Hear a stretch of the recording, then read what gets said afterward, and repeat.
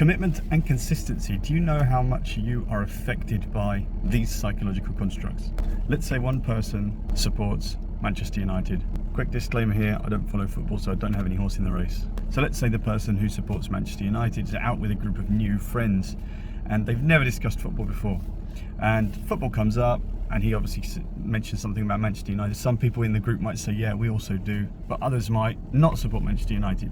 Because he's now publicly proclaimed that he supports Manchester United, subconsciously he will desire to remain consistent upon that. Whether or not it's the best team to support or not, doesn't matter. This is just an example, I promise. Now let's say Manchester United play Chelsea and Manchester United lose. What this supporter is likely to do is make up a lot of reasons why Manchester United lost. They weren't playing particularly well, they didn't have the right players. You know, Chelsea, they had an advantage because of this, that and the other.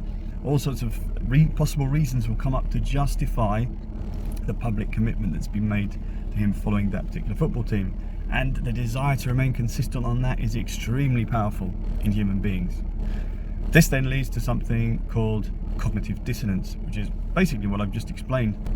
The reasons that we come up with to justify the difference between what we've stated and what actually happened is called cognitive dissonance. Another important psychological construct here to remember is social proof or peer pressure.